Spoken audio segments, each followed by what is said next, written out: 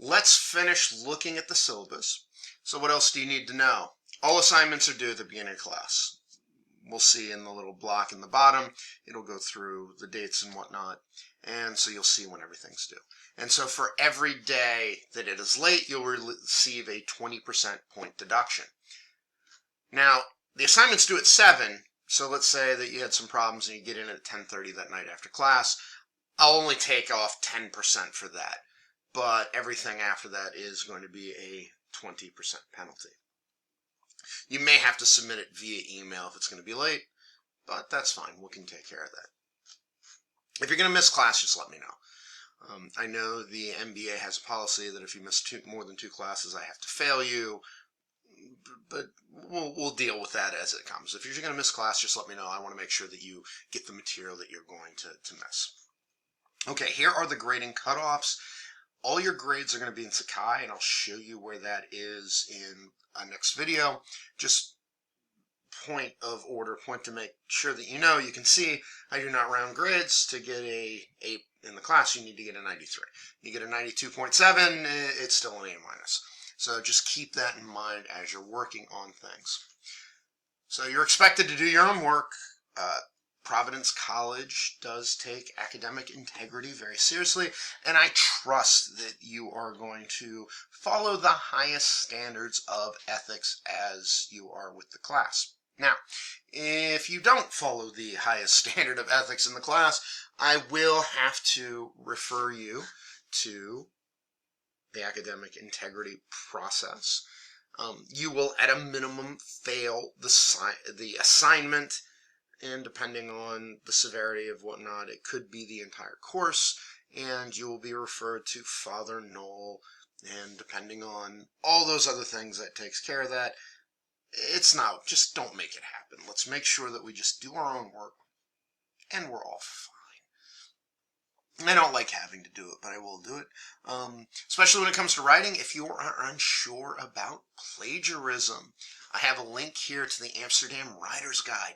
It is a great resource for how to properly document work, especially if you are borrowing or citing work of somebody else's in your own paper. That's one of those websites you should keep an eye on in case you need it for later in life.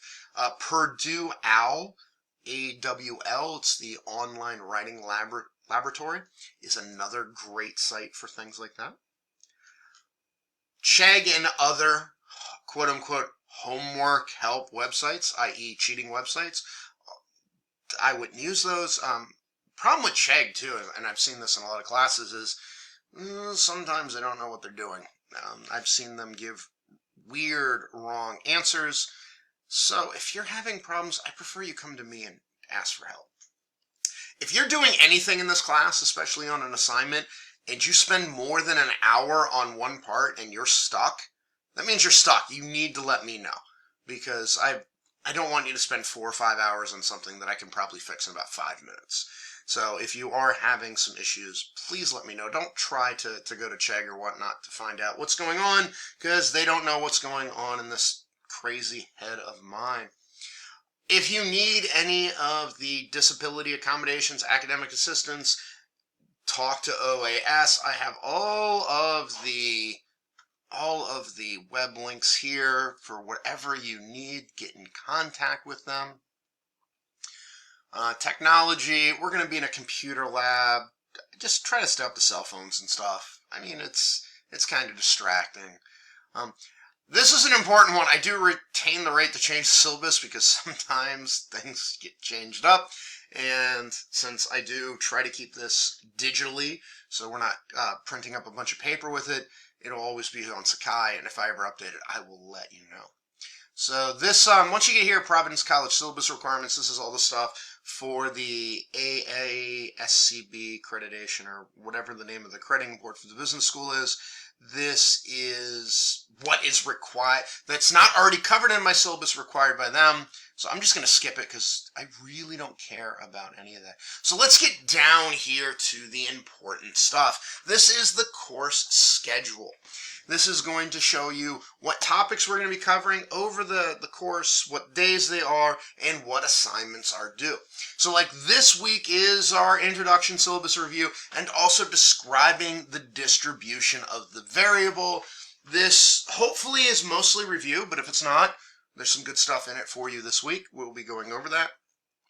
You do have an introduction assignment that's due on Friday. I will show you where it is in Sakai, and it is basically just kind of what I did for y'all.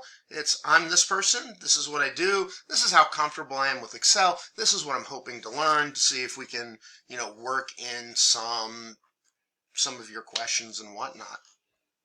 So you can see here, these are all the chapters that we've got. If you can read the chapters before we come in, great. This is the kind of stuff that we're doing.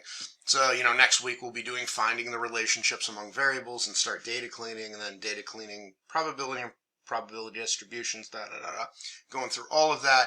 Here's our assignments when they are due. As you can see, towards the end of the semester, we get a little bit of a stack up, but that's why we're trying to get you to start some of this stuff earlier. And I'll let you know as we go through there's some of the stuff you can start earlier, especially with the project midterm. So you can see as we go down through here, we have our final project midterm, looking for that basic stuff to be done, and that is due by November 3rd. Now, just to point out, week 7 and 8 is the last bit of stuff that you need for that midterm. So you've got plenty of time to get that in. So once we get to November, after we get those midterms, I'm going to look through it, provide some feedback. So during that next class, we will be in our little groups working around, and I'll be going around and just updating you, hey, this is what you did right, this is what needs some work on, and this is what's going on with it. And then you'll see the next 2 weeks in the class is time just devoted to working on the final project. Because I do know, especially for those of you that have jobs and this is like what you're doing on the side at night, sometimes it's a little bit difficult to get some time to work together with your group. This is the time that we will have for those groups, and I'll be walking around helping people. These projects are big. Typically there's a lot of questions, so this is really good time to get together and work on things. And then also we have our final presentations, which will be the last week of class, where you'll go over your data and what you got, and you'll do your presentations.